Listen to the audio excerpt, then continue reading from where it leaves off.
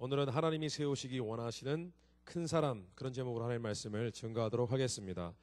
여러분 혹시 마피아 게임이라고 아십니까? 마피아 게임? 설마 모르시는 건 아니죠. 2세들도 알아요. 마피아 게임은 알더라고요. 마피아 게임에 대해서 자세한 설명하기는 힘들고요. 대충 아시니까 그냥 거두절미하고, 마피아 게임의 백미가 뭐라고 생각하십니까? 백미, 또 이것도 못 알아듣나요? 예. 마피아 게임에서 가장 재밌는 부분이 어떤 부분이냐면은, 마피아가 자신의 신분을 철저히 숨깁니다. 그러면서 마피아 게임을 하면은 이제 막 서로 막 알규를 합니다. 공격을 하고요. 신문을 합니다. 네가 마피아지. 그러면 또 맞받아칩니다. 변호합니다. 나는 마피아가 아니고 나는 그 평민이다, 시민이다. 막 계속 고집합니다. 그러나 밤이 되면 이제 시민들이 죽어나갑니다. 그죠? 맞나요? 알고 있나요? 게임? 시민들이 죽어나가고 낮이 되면 마피아는 자신의 신분을 또 철저히 숨깁니다. 예. 그런데 오늘 말씀해 보니까 예수님과 12명의 제자들 사이에서 마피아 게임이 시작이 되었습니다. 어떻게 이해가 되지 않으시죠? 어떻게 이야기가 시작되었냐면, 처음에 예수님은 제자들을 부르셨습니다. 그래서 최후의 만찬을 하셨습니다. 마지막 저녁입니다. 십자가에 달려 돌아가시기 전에 제자들을 불러서 마지막 식사를 하는데, 그때까지 예수님이 자신의 피와 살을 기념하라고 하셨습니다. 내가 죽고 난 뒤에 너희들이 포도주와 떡을 뗄 때마다 나의 모습을, 나의 섬김을, 나의 사랑을 기억하라 라고 말씀하셨습니다. 그때 아마 제자들 사이에서는 굉장히 좀 침울한 분위기였을 것입니다. 어떡하나, 주님 돌아가시나? 어떻게 되나? 우리는 앞으로 어떻게 될까? 그런 생각을 했던 것 같습니다. 그런데 또 한편으로는 이해하지 못했을 것입니다. 예수님이 죽는다는 것이 무슨 의미인가? 예수님이 고난을 당하는 것이 무슨 의미일까? 고민했을 것입니다. 근데 갑자기 예수님이 뜬금없이 마지막 최후의 만찬을 드시는데 이런 말씀을 꺼내십니다. 너희 중에 한 명이 나를 배신할 것이다 라고 말씀을 하십니다. 갑자기 분위기가 어떻게 됐겠습니까? 찬물을 끼얹은 것처럼 냉랭한 분위기로, 긴장된 분위기로 변화되었을 것입니다. 그때부터 마피아 게임이 이제 시작되는 것입니다. 23절에 보니까 그들이 서로 묻되 우리 중에서 이 일을 행할 자가 누구일까 하더라. 제자들이 막 궁금해하기 시작했습니다. 여러분, 사실은 최후의 만찬, 여러분 아시죠? 그림도 아시지 않습니까? 그죠? 예, 레오나르도 다빈치 맞나요? 아닌가요? 갑자기 이게 올라오니까 헷갈립니다. 최후의 만찬의 그 그림을 보면은 거기에 많은 제자들이 나와 있는데, 제자들이 막 서로 대화를 나누는 장면이 나와 있습니다. 그런 모습이 나와 있는데, 그것이 사실은 그런 상황을 묘사한 것입니다. 누가 과연 예수님을 배신할 사람인가? 그런 내용들입니다. 그런데 다른 복음서에 보면은 레오나르도 다빈치가 아닌가? 갑자기 생각이 안 납니다. 미안합니다. 제가 틀려도 이해해 주십시오.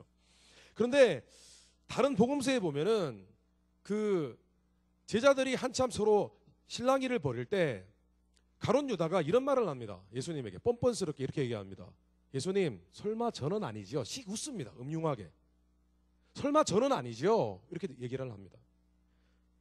그때부터 제자들 사이에서는 서로를 향해서 의심하기 시작합니다. 혹시 너 아냐? 예를 한번 들어보면 아마 이렇게 얘기했을 것입니다. 야, 혹시 너 아냐?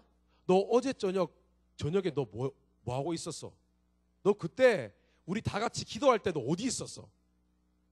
아마 이런 식으로 이야기를 했을 것입니다.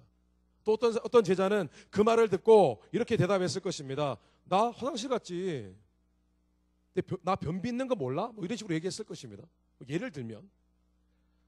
그랬더니 또 이렇게 얘기했을 것입니다. 변비? 야, 너만 변비 있냐? 나도 변비 있다. 이렇게 얘기했을지도 몰라요.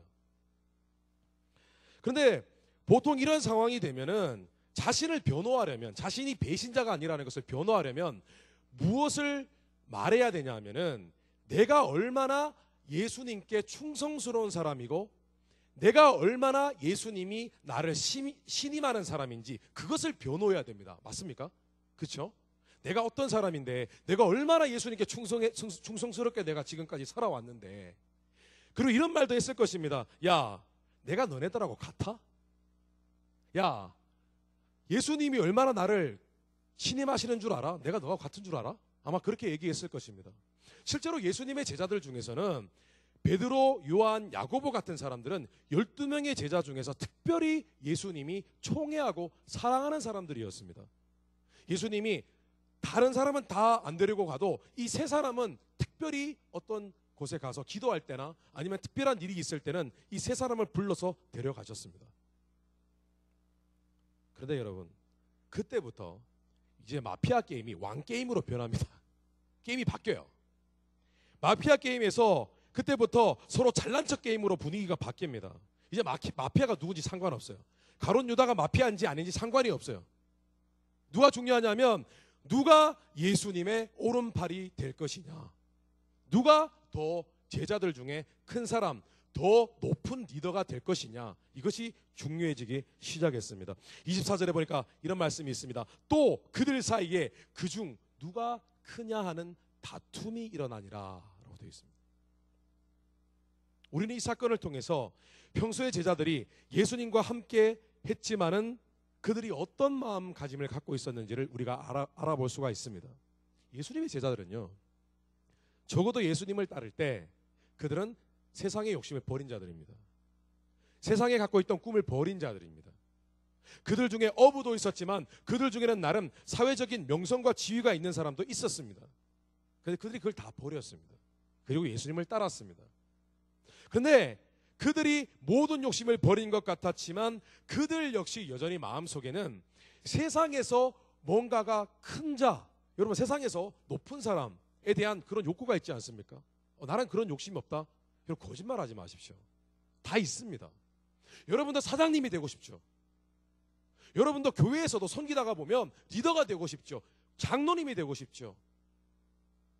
그런 마음이 있습니다. 내가 이렇게 하다 보면 어떤 자리에 올랐으면 좋겠고 그런 어떤 리스펙트를 받았으면 좋겠다라는 마음은 누구나 갖고 있습니다.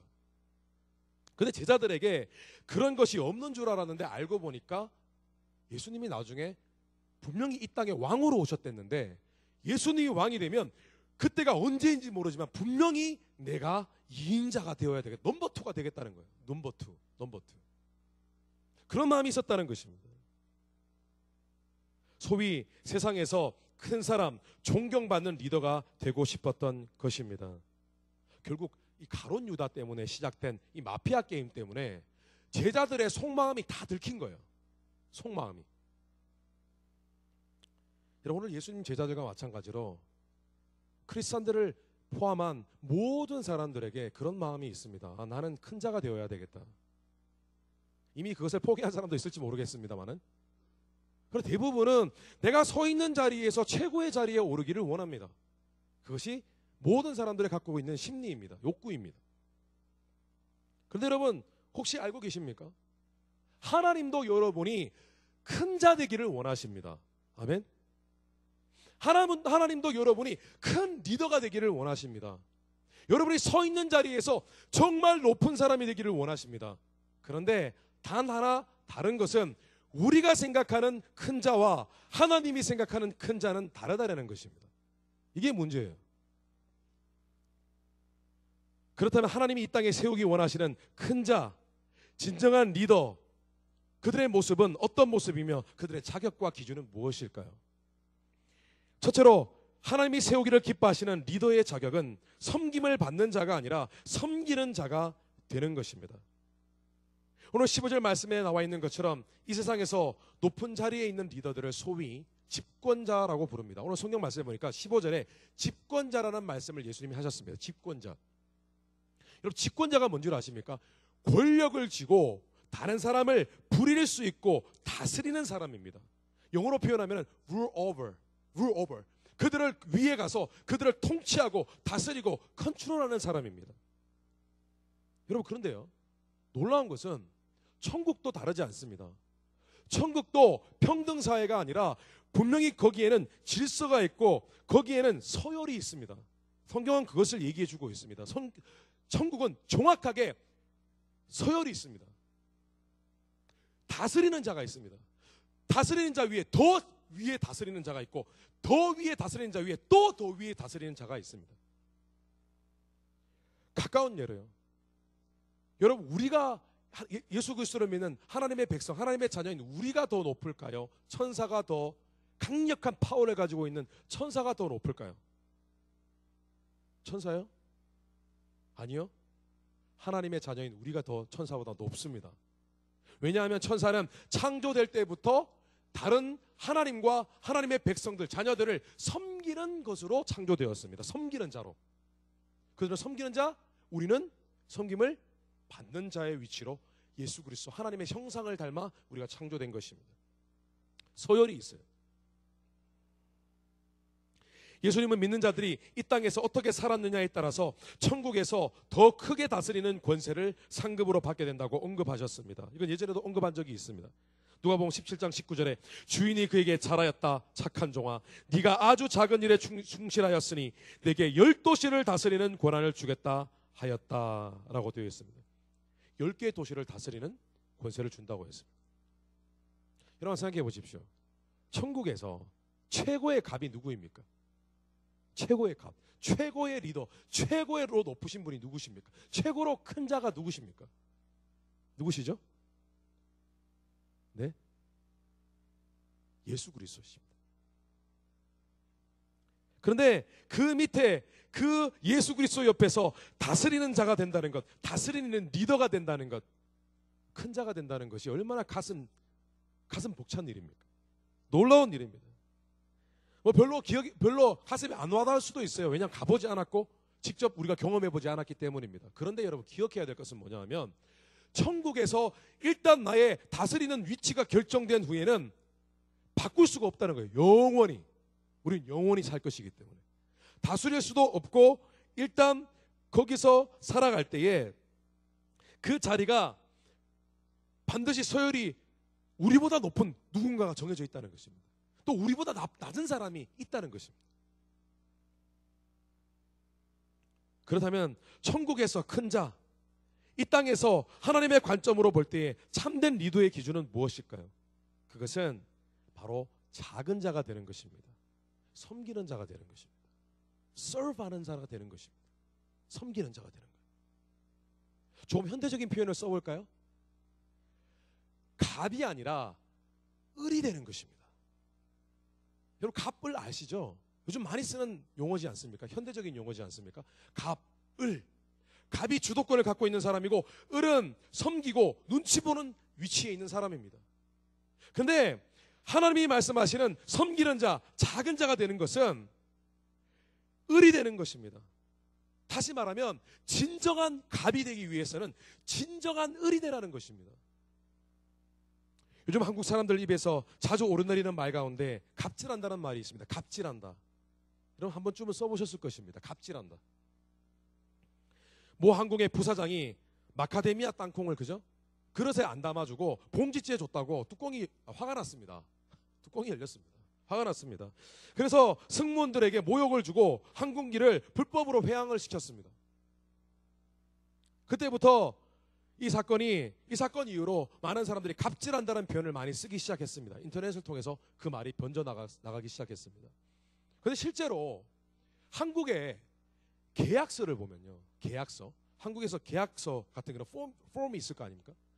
실제로 계약서를 보면은 거기에 한문으로 갑, 을 이렇게 표현이 되어 있습니다. 실제로.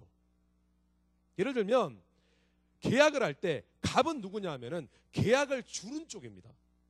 그러니까 뭔가를 제시하는, 요구를 제시하는 쪽이고 을은 그 계약을 받고 그 요구 조건을 수락하는 쪽입니다. 그래서 갑은 항상 을에게 뭔가를 더 많이 요구합니다. 조금 부당한 요구라도 을은 그 얘기를 들어줘야 됩니다. 그 요구 조건을 수락해야만 합니다. 그래서 사인을 하는 것입니다. 그러면 계약이 체결됩니다. 그래서 때로는 갑이 횡포를 부리잖아요. 지나치게. 갑이 지나친 걸 요구하잖아요. 그런 것을 갑질이라고 부릅니다. 다시 말해서 갑이라는 유리한 위치를 지나치게 드러내어서 오만하게 행동하는 것을 갑질한다라고 표현을 합니다. 그런데 주님이 말씀하시는 것은 너희가 갑이 되기 위하여 갑질하기 위해서 살지 말라는 거예요. 철저하게 을이 되라는 것입니다. 오늘 말씀에도 주님은 이렇게 말씀하셨습니다. 오히려 너희들이 진정한 갑이 되기 위해서, 천국에서의 갑이 되기 위해서는 너희들이 진정한 을이 되라고 말씀하셨습니다. 오늘 말씀 25절 26절 말씀을 현대인의 성경 버전으로 보면 다음과 같습니다. 예수님이 그들에게 말씀하셨다.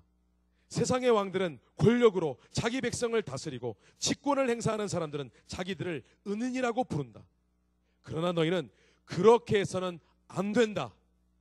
너희 가운데 가장 나은 사람은 제일 나이 어린 사람과 같아야 하고 지도자는 섬기는 종과 같아야 한다. 여러분, 진정한 을이 되는 것은 어떤 모습일까요? 그렇다면 진정한 을이 되는 것은 곧 나보다 남을 더 낮게 여기고 그를 나보다 더 존중하고 나를 낮춰서 그에게 친절과 호의를 베푸는 것을 의미합니다. 오늘 말씀에 예수님은 섬기는 모습의 구체적인 예로 식탁에서 식사를 대접하는, 서브하는 사람을 예로 두셨습니다.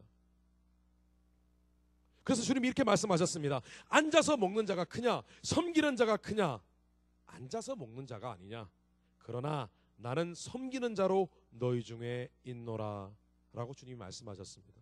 이게 무슨 말씀이냐면요, 생각을 해봐라. 식탁에서 음식을 날라서 서브하는 사람이 더 높은 사람이고 더 큰 사람이냐, 아니면 식탁에 앉아서 그냥 밥 대접을 받고 식사를 하는 사람이 더 높은 사람이냐? 당연히 식사하는 사람이 더 높은 사람이라는 거예요. 그런데 주님이 바로 사실은 식사를 대접받아야 하는 그런 위치에 계셨다는 거예요. 그런데 주님은 그런 대접을 받아야 할 주님이 오히려 식탁에서 서브하는 분으로 이 땅에 오셨다는 것입니다. 여러분, 요즘 레스토랑에서 서브하는 사람들 중에서 정말 돈을 많이 버는 사람들이 있습니다. 서빙하는 것 자체를 자기의 전문 프로페셔널한 어떤 보케이션, 진짜 직업으로 알고 그렇게 일하는 사람들이 있습니다. 굉장히 고급차 럭셔리 카를 운전하고 다니는 사람들 많이 보았습니다, 저는. 그런데 예수님 당시에 서브하는 사람은 여자나, 미안합니다, 여자를 비하는 것이 아닙니다, 여자나 하인들이 하는 일이었습니다. 예수님은 뭐라고 지금 표현하고 있냐면 여자나 하인들이 하는 일을 내가 하러 왔다는 것입니다. 나는 사실 대접받아야 되는데. 지금 예수님은 자신이 하나님의 복음을 전하여 사람들로 하여금 복된 삶을 살게 하기 위해서 얼마나 자신을 낮추었는지, 얼마나 자신을 큰 사람인데 최고인 분이신 주님이 얼마나 자신을 낮춰서 섬기러 오셨는지 극단적으로 말씀해 주시는 것입니다. 여러분, 왜 주님이요, 을처럼 살라고, 진정한 갑이 되려면 진정한 을이 되라고 하셨을까요? 왜냐하면은 믿는 자가 섬기는 마음과 태도로 낮은 위치에 있지 않으면 세상을 변화시킬 수 없기 때문입니다.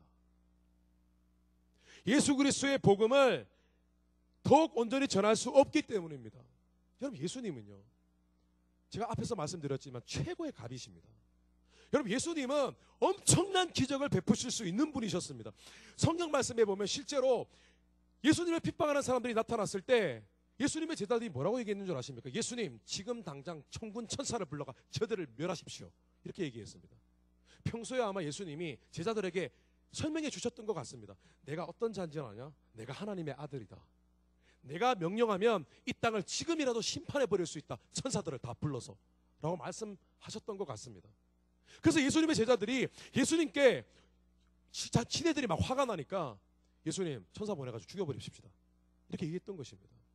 근데 예수님이, 최고의 갑인 예수님이 그렇게 하지 않으셨습니다. 왜냐하면 예수님이 강압적으로 나 믿어, 나 따라와, 내게 순종해 라고 하셨으면 과연 사람들이 정말 예수님을 따라갔을까요? 그것은 고작 그냥 마음으로는 전혀 다른 생각을 갖고 있으면서 그냥 표면적으로, 피상적으로 하나님을 따르고 복종하는 그런 믿음만 만들었을 뿐이었을 것입니다. 여러분, 실제로요, 강요하고 억압해서 사람들이 변하지 않습니다. 강요하고 억압해서 그들에게 명령해서 사람들은 변하지 않습니다.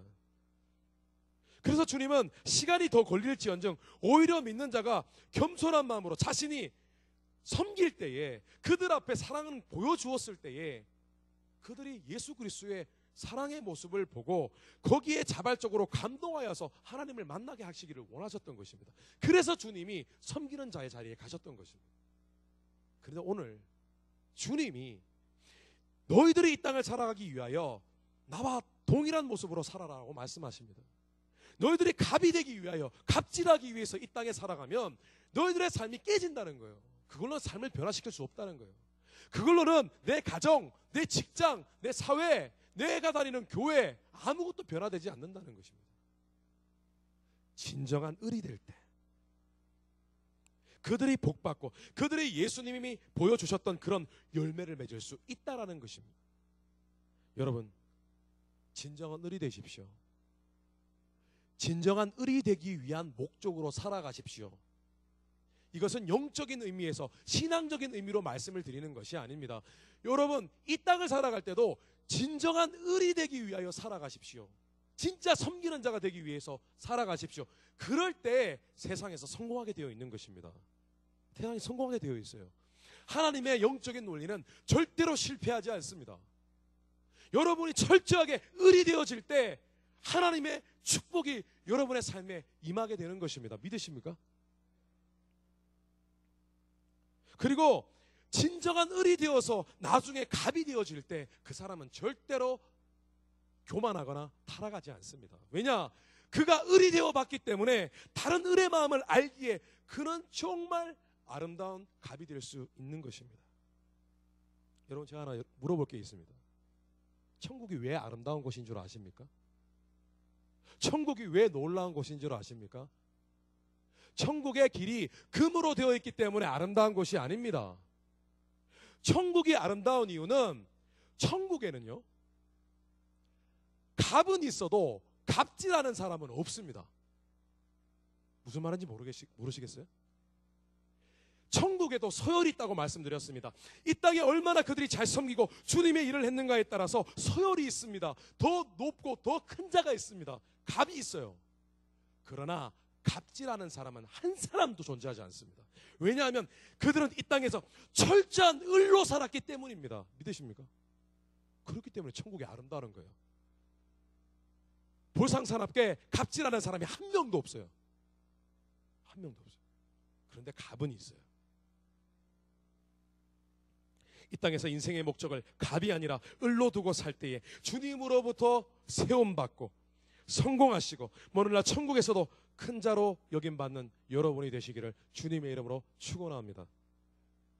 둘째로, 하나님이 세우시기를 기뻐하시는 리더의 자격은 섬기되 철저한 을이 되되 고난과 희생, 심지어 핍박까지 피 흘릴 것을 감수하면서 섬기는 자가 되어야 합니다. 오늘 29절 30절 말씀에 예수님은 예수님을 섬기고 복음을 들고 세상을 섬기기 위해서 개인의 욕심을 버린 제자들에게 주님과 함께 보좌에 앉아 하나님의 백성들을 다스리는 그런 높은 상급을 주시겠다고 약속하셨습니다. 오늘 말씀해 보니까 내 아버지께서 나라를 내게 맡기신 것 같이 나도 너희에게 맡겨 너희로 내 나라에 있어 내 테이블, 내 상에서 먹고 마시며 또는 보좌에 앉아 이스라엘 12지파를 다스리게 하려 하노라. 근데 여러분, 제자들이요, 이런 엄청난 갑의 자리를 상급으로 받게 된 이유가 무엇인 줄 아십니까? 지금 예수님이 제자들에게 엄청난 약속을 하고 계시는 거예요. 천국에 올라가면 장로가 24장로가 있습니다. 장로님이 24분이 계십니다. 누군지 몰라요. 이 땅에서 철저하게 섬김의 자리에서 진정한 을이 되려고 하여서 하나님의 일을 성취했던 복음을 전하는 자들이 그 자리에 앉게 될 것입니다. 그런데 그 12자리가 지금 누구의 것이냐 하면 예수님의 12제자가 그 자리를 차지하게 될 것이라고 말씀을 하셨습니다. 그런데 그 이유를 오늘 28절에서 예수님 말씀하고 계십니다. 너희들이 왜 그런 상급을 받았는지. 너희는 나의 모든 시험 중에 항상 나와 함께 한 자들이기 때문에. 여기서 시험이라는 말은 시련이라는 뜻입니다. trials, 시련이라는 뜻입니다. 고난, 핍박, 이런 것을 얘기하는 것입니다. 비록 예수님을 배신한 가룟 유다도 있었고 제자들은 여전히 세상적인 관점에서 높은 자가 되고 싶은 그런 욕심이 있었습니다. 근데 그럼에도 불구하고 예수님이 제 아들을 너무너무 아끼고 사랑하셨습니다. 왜냐하면 그들은요, 예수님처럼 함께 섬기기 위하여 예수님이 고난당하실 때, 예수님이 핍박당하실 때, 예수님이 시련당하실 때 그 자리에 함께 있었습니다. 함께 시련당하셨습니다. 많은 사람들이요, 기독교인이든 비기독교인이든 섬기는 것이 중요하다는 것은 누구나 알고 있습니다. 세상 사람도 알아요. 섬기는 자리, 겸손한 자리 중요하다는 거 알고 있습니다. 그런데 왜 많은 사람들이 섬기는 것을 꺼려 할까요? 왜냐하면 섬기는 마음으로 살면 손해보기 때문입니다. 손해볼 수 있기 때문입니다. 내가 속한 모든 환경과 상황 속에서 제대로 섬기기 시작하면 반드시 시련이 찾아옵니다. 때로는 정말 갑질하는 인간이 나타나가지고 나는 정말 갑인데 을로 살려고 하는데 나를 무시하기도 하고 나의 것을 포기하고 희생해야 될 때도 있습니다.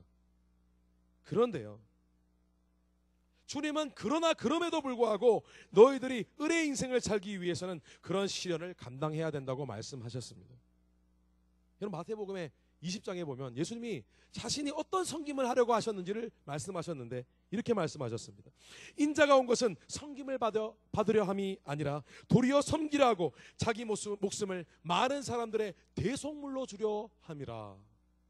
예수님은요, 섬길 때 목숨 걸고 섬기셨어요. 피 흘리기까지 섬기셨어요. 희생을 감수하셨어요. 실제로 주님처럼 복음을 전하는 그런 전도 현장, 선교 현장에 가면은 여러분 정말 피를 흘려야 됩니다.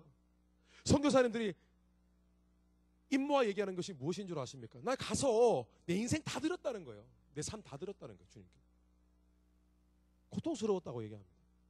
그러나 주님이 나에게 구원을 주셨기 때문에, 나를 사랑하셨기 때문에 일을 한다는 것입니다. 온갖 것이 다 간증이 고통과 핍박과 그런 것들입니다. 그래서 전도 현장과 선교 현장은 항상 땀과 피로 울룩진 그런 섬김의, 지극한 섬김의 현장입니다. 그런데 놀라운 것은요, 지극한 피를 흘리는 섬김이 있었을 때 그 자리에 열매가 맺혀진다는 거예요. 요한복음 12장 24절에 보니까 주님이 이렇게 말씀하셨습니다. 자신의 모습, 자신이 앞으로 이렇게 이 땅의 모든 사람들을 섬기며 피를 흘리기까지 섬길 때에 어떤 일이 벌어지는지를 이렇게 표현하셨습니다. 내가 진실로 진실로 너에게 이르노니 한 알의 밀알이 땅에 떨어져 죽지 아니하면 한 알 그대로 있고 죽으면 많은 열매를 맺느니라. 주님은요, 이런 섬김으로 이 땅에 지금 우리가 보고 있지 않습니까? 여러분, 옆 사람을 보십시오. 주님이 피 흘리시기까지 섬기셨기 때문에 오늘 우리가 이 자리에 있는 것입니다. 우리가 바로 주님의 열매들이었던 것입니다. 그런데 우리도 지극한 섬김을 하여서 이 땅의 영혼을 살리고 교회를 세우며 세상을 변화시키라고 오늘 주님께서 우리에게 권면하고 계시는 것입니다. 여러분, 믿는 자는요, 피를 흘리겠다는 각오를 하셔야 돼요. 주님을 위해서뿐만 아니라 이 땅을 살아갈 때도요. 여러분, 직장 생활 하십니까? 직장 생활할 때도 피를 흘린다는 각오로 직장 생활 하십시오. 분골쇄신의 각오를 다지십시오. 뼈가 가루가 되고 몸이 부서지도록 희생하며 충성하겠다는 마음으로 하십시오. 그런데 이런 가치와 정신으로 우리의 가정을 대할 때, 우리의 직장을 대할 때, 우리의 학교를 대할 때, 우리의 교회를 대할 때, 그때 여러분 역사가 일어나기 시작하는 것입니다. 지난주에 저는 우리 본 교회, 감사하는 교회 교단인 하나님의 성회 교단에서 하는 수양회에 참석을 했습니다. 목회자 수련회에 참석을 했습니다. 그런데 제가 저보다 연배가 많으신 4명의 여자 전도사님들을 제가 라이드를 해야 됐습니다. 저보다 연배가 많으십니다. 한 50대 중반에서 60대 되시는 그런 우리 여자 전도사님들을 제가 라이드를 모셨습니다. 근데 한 분이 제 옆자리 타셨는데, 옆자리 한 분밖에 못 타죠. 예. 한 분이 타셨는데 운전하는 데도록 이제 드디어 말문이 굉장히 말씀을 많이 하시더라고요. 이제 어떤 말씀을 하시기 시작했냐면은 자신의 아들에 대해서 얘기를 하시는 거예요. 자, 이제 무슨 얘기가 나온 줄 아시죠? 아들 자랑을 하시는 거죠. 그 엄친아 아들에 대해서 막 자랑을 하시는 거예요. 아들에 대해서 계속. 또 연세 드신 분들 자기 아들 자기 딸 얼마나 잘 나가는지 그런 거 말씀하시려나 보다 생각하고 운전에 집중했습니다. 근데 가만히 들어봤어요. 가만히 들어보는데 이 아들이 그런 아들이 아니에요. 내가 예상했던 그런 어떤 정말 잘 나가는 아들, 그런 아들이 아니에요. 얘기를 들었는데 이것이 삶의 간증이더라고요. 하나님의 역사의 간증이더라고요. 그래서 제가 들었습니다. 하나하나 들었습니다. 제가 질문도 하면서 들었습니다. 듣다 보니까 이 아들이 어떤 아들이냐 하면은 이 여자 전도사님에게 아들이 둘이가 있는데 둘째 아들이요. 참 효자래요. 예수님도 정말 잘 믿고 신앙생활도 참 잘하는 그런 효자 아들이래요.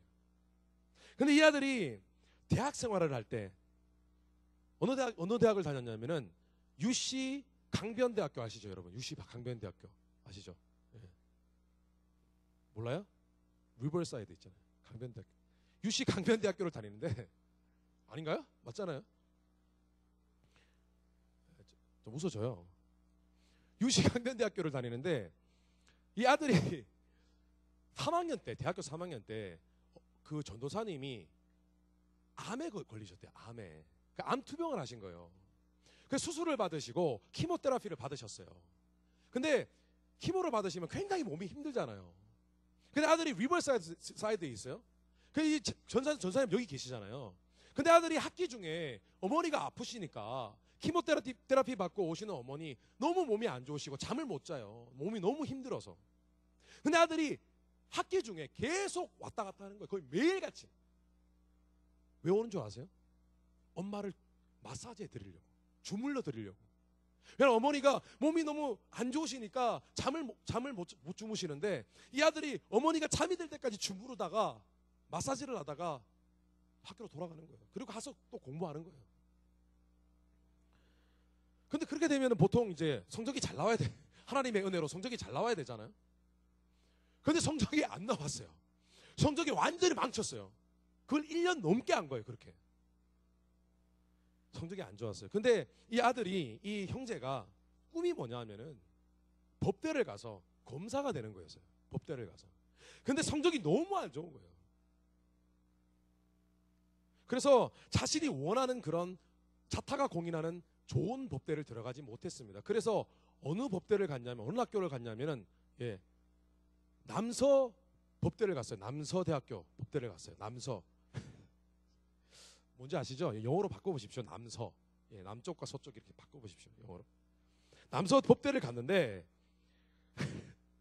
솔직히 법대를 간 사람들은 그 법대를 별로 안 쳐준대요. 별로 이렇게 되게 좋아 보이는 학교는 아닌가 봐요. 저는 잘 모르겠어요. 어느 학교가 좋은지 잘 모르겠는데 그렇게 선호하는 대학교는 아닌가 봐요. 근데 딱 뭐 남서라고 했습니다. 뭐 모르죠? 얘기하면. 이제 형제가 어떤 마음을 먹었냐면은 이제 내가 법대를 들어가서 한 2년 동안 열심히 공부해서 성적을 굉장히 좋게 받아서 다른 법대로 트랜스퍼를 해야 되겠다. 그렇게 계획을 한 거예요. 근데 또 아니나 다를까 지금까지 본인은 어머니 병수발을 하다가 성적을 못 맞은 줄 알았는데 가보니까 열심히 했는데 성적이 안 나오는 거예요. 열심히 했는데 에버러지밖에 안 되는 거예요, 성적이. 그래서 이렇게 어떻게 했습니다. 그리고 3학년쯤 돼가지고 본인이 이제 인턴을 해야 돼요. 법대를 졸업하려면 인턴을 해야 되나 봐요. 뭐 지방 법원이나 이런 데 가가지고 아니면 뭐 변호사 로펌이나 이런 데 가가지고 이렇게 인턴을 해야 되나 봐요. 근데 하루는 웹사이트에 들어갔더니 여기 LA 쪽에 어떤 지방에 고등법원이 있어요. 법원이 있어요. 대법원이 있고 고등법원이 있고 지방법원이 있거든요. 고등법원에 자신이 이렇게 어플라이를 했어요. 그냥 레주메를 넣었어요. 거기 인턴을 넉 달 동안 인턴을 해야 되는데. 근데 응답이 왔어요. 합격이래요. 올해요. 근데 자기가 공부하는 학기 중에 일을 해야 된대요. 방학 때 일을 하는 것이 아니라. 그래서 기분 나빴어요. 그래서 메일을 보냈어요. 나 거절한다고, 안 간다고. 근데 집에 와서 가만히 생각해 보니까 나 참 잘했다. 그래, 내가 학교 중에 가서 공부도 해야 되는데 학교 중에 가서 내가 뭐 하나. 그래서 생각을 했는데 어느 날 학교에서 이렇게 나오는데 갑자기 마음에 막 몹시 자기는 거기 가기 싫었는데 마음에 막 무슨 거기를 꼭 가야겠다는 어떤 강렬한 어떤 뭔가 막 자신의 마음을 막 이렇게 푸시하는 그런 느낌을 받았대요. 그래서 집에 와가지고 엄마 나 아무래도 거기 가야 되나? 가야 되는 거 아닌가? 마음에 그런 마음이 들었다고. 전도사님도 기도해 보시더니 그래 그러면 한번 메일 보내봐. 근데 나 벌써 거절했는데? 그래도 보내봐. 그 메일을 다시 보냅니다. 제가 좀 하면 안 될까요? 그래도 답변이 왔어요. 하라고. 합격이 됐어요. 그때까지는 이 형제가 그 고등법원에서 인턴을 하는 게 얼마나 어려운 건지 몰랐어요. 그래서 이제 마지막 이 최종 관문인 추천서를 받아야 되는데 학교 추천서를 받아야 돼요. 그래서 그냥 이렇게 그냥 아무런 생각 없이 학교에 갔어요. 학교 행정실에 가가지고 교수님들 몇 분을 만나가지고 추천서 써달라고 부탁을 했어요. 그런데 갑자기 뒤집어진 거예요. 학교에서. 왜냐하면 그 고등법원은 이 학교에서도 1년에 1명 아니면 2명만 추천서 써주는 곳이에요. 거기에서 일하는 인턴들은 대부분 사람들의 엄청난 선호도가 높고 엄청나게 이렇게 좀 유명한 법대에 나온 사람들만 가는 곳이거든요. 근데 이 형제가 아무것도 모르고 인터넷으로 그냥 어플라이를 한 거예요. 갔더니 안 써준대요, 추천서를. 왜냐하면 이건 학교 명예가 달린 것이기 때문에 만약에 너 같은 에버리지밖에 안 되는 그런 학생을 보내주면 학교 명예가 실추된다는 거예요. 안 써준다는 거예요. 그래서 이 친구가 고민하다가 얘기를 했어요. 사실은 내가 어플라이를 했는데 합격이 됐는데 내가 거절을 했다 한번. 그리고 다시 내가 물었더니 다시 허락을 했다. 합격을 했다. 그랬더니 학교가 또 뒤집어진 거예요. 왜냐면 너 정신 나간다는 거예요. 거기가 어딘데 네가 감히 거기를 거절하냐고. 그래서 학교에서 회의가 열렸어요. 야 이거 잘못 얘 보냈다가는 학교 명예가 실추될 텐데. 그런데 이것도 안 보내면 지네들이 2번이나 합격시킨 애를 학교에서 또 취소시키면 그것도 안 되잖아요. 그래서 어쩔 수 없이 추천서를 써줍니다. 가요. 하게 됐어요. 그래서 저는 어떻게 해석했냐면 이 얘기를 듣고 난 다음에 이 친구가 정말 어머니를 가정을 정말 섬기는 그런 마음 자세가 되어 있구나. 하나님을 섬기고 교회를 정말 잘 섬긴대요. 어머니를 너무 지극히 섬기는 거죠. 하나님이 이런 하트를 가진 사람들을 축복하시는 그런 간증이라고 믿습니다. 근데 이야기가 여기서 끝이 나지 않는 거예요. 끝이 아니에요. 또 있어요. 갔어요. 갔는데 거기서 이제 다른 사람들 전부 다 되게 자기가 생각하는 수준의 어떤 높은 그런 사람들이 선호하는 그런 법대 출신들인 거예요. 다 같이 인턴하는 사람들이. 근데 참 이상한 게 또 가서 일하는 건 또 다른가 봐요. 머리가 댕댕 똑똑한 건 좀 다른가 봐요. 이 형제가 가서 일을 너무 잘한 거예요. 일을 너무 잘했어요. 그래서 나중에 넉 달이 지난 후에 이밸류에이션을 했는데 1등을 한 거예요. 1등. 거기서. 너무 잘한다고. 그래서 나중에 이 형제가 다른 사람 또 다른 그 다음에 인턴을 뽑을 때 인터뷰를 하는 사람으로 뽑힌 거예요. 그럼 어떻게 했겠어요? 자기가 나온 법대 거기에 출신들 거기 출신들 오라 그래가지고 그 둘을 뽑아준 거예요. 자기 고난으로 인턴으로 뽑아준 거예요. 그리고 나중에 학교에 돌아가가지고 스칼라십 받을 때 에세이를 썼어요. 내가 이렇게 해서 학교의 명예를 높였다고. 그리고 장학금 다 받았잖아요. 그런데 그 다음에 이제 마침내 그 학교를 졸업을 했어요. 트랜스퍼 못했어요 여전히. 예, 장학금만 받았어요. 졸업을 했어요. 졸업을 했는데 이제 자기가 검사가 되고 싶은 거예요. 자기가 이제 알잖아요. 이 고등법원에서 인턴하는 것이 얼마나 큰 커리어가 되는 줄 알고 있잖아요. 그래서 이제 검사가 되기 위해서 이렇게 여러 가지 자리가 난 곳, 포지션이 있는 곳을 검색을 했는데 알고 보니 샌디에고 근처인데 조금 멀리 떨어진 아주 시골 작은 카운티예요. 거기에 카운티 법원에서 사람을 한 명 뽑는다는 거예요. 검사를 뽑는다는 거예요. 그래서 거기에 이제 어플라이를 한 거예요. 그 인터뷰를 보러 오라고 연락이 온 거예요. 갔어요. 갔는데 다짜고짜 하는 말이 뭐냐면은 연봉을 제시하는데 보통 그럼 연봉을 제시하거든요. 1년에 얼마 줄 것인지 연봉을 제시하는데 연봉이 일반 보통 직장 회사에 들어가는 초봉하고 비슷한 거예요. 여기서 금액을 얘기해도 되나요? 5만 불밖에 안 되는 거예요. 5만 불. 5만 불이면 여러분 11호 나누면 4천 불밖에 안 돼요. 많은 돈인가요? 죄송합니다. 그렇게 큰 돈은 아니잖아요. 검사치고는 박봉이잖아요. 그죠? 근데 또 더 힘든 요구 조건이 뭐냐면은 3년을 일해야 된대요. 무조건 3년을. 근데 생각해 보세요.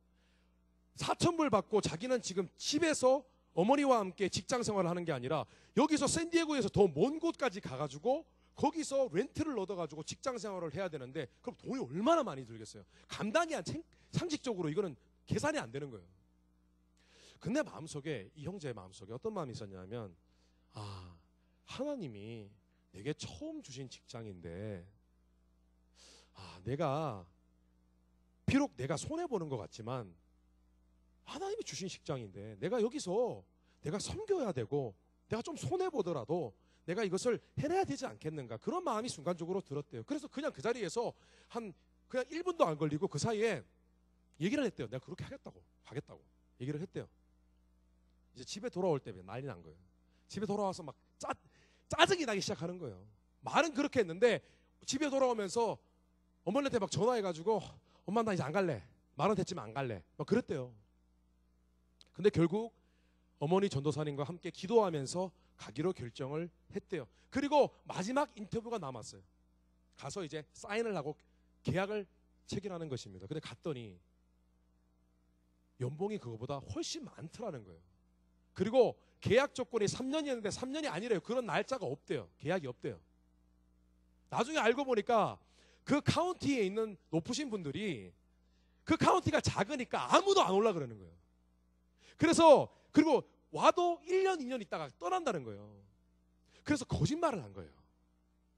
정말 좀 최소한 3년 이상 있을 사람을 찾았던 거예요. 그래서 거짓말을 하고 네가 정말 올 사람이면 이런 까다로운 조건이 있는데도 너 오겠니? 라고 이렇게 시험을 했다는 것입니다. 여러분 참 놀라운 일입니다. 그런 조건을 내세워도 고민하지 않고 그 자리에서 그렇게 대답해 준 사람은 이 형제밖에는 없었다는 것입니다. 저는요, 형제의 지극히 희생하면서까지 섬기고자 하는 그런 기본적인 귀한 마음을 하나님께서 아시고 주신 또 한 번의 축복이라고 믿습니다. 굉장히 감동스러웠어요. 여러분 21세기 복음주의 선두주자인 팀 켈러 목사님은 섬김에 대해서 이렇게 말씀하셨습니다. 하나님께서 도움이 필요한 이들에게 우리를 보내실 때는 그들뿐만 아니라 우리를 향한 선한 계획이 있다는 사실을 기억하십시오. 섬김의 기회는 그냥 오는 것이 아닌 철저히 하나님의 계획 가운데 행해지는 놀라운 기적이요 축복입니다. 섬김을 통해 우리는 감사를 배우게 될 것입니다. 평소 대단하지 않게 여겼던 우리의 삶의 모든 것이 사실은 누군가와 함께 누려야 할 행복임을 깨닫게 될 것입니다. 비울수록 풍성해지는 마음의 기쁨, 복음을 위해 기꺼이 자신을 헌신하는 믿음의 형제자매들을 만나게 될 것입니다. 섬김의 자리 가운데 선한 기대를 품으십시오. 여러분 우리가 서 있는 가정과 직장과 교회와 사회에 변화가 없다면 거기에 여러분이 피를 흘리지 않기 때문입니다. 여러분 인생 가운데 성공하지 않는 것은 여러분이 피를 흘리지 않았기 때문입니다. 하나님이 나를 이 일로 부르셨구나. 하나님이 나로 하여금 섬기게 하셔서 나의 불화한 가정을 화목하게 만들게 하시려고 나를 이 가정에 보내셨구나. 그렇게 섬겨야 된다는 것입니다. 그렇게 할 때 불화했던 가정이 화목해질 것이요 교회가 따뜻하고 은혜가 넘치게 될 것이고 부흥하는 교회가 될 것입니다. 여러분의 직장이 여러분의 보이지 않는 섬김으로 말미암아 여러분의 직장이 언젠가는 풍성하게 될 것입니다. 그래서 결국은요 여러분 나중에 여러분이 희생했다고 생각했고 내가 섬겼기 때문에 내가 손해봤다고 생각했지만 그 모든 것들이 다시 여러분에게 축복이 되어 돌아오게 되실 것입니다. 믿으십니까? 여러분 그리고 나아가서 복음으로 전도 현장에서 선교 현장에서 피를 뿌리며 주님을 지극히 섬기는 그런 진정한 의리 되시기를 주님이 여러분으로 축원합니다. 다 같이 기도하시겠습니다.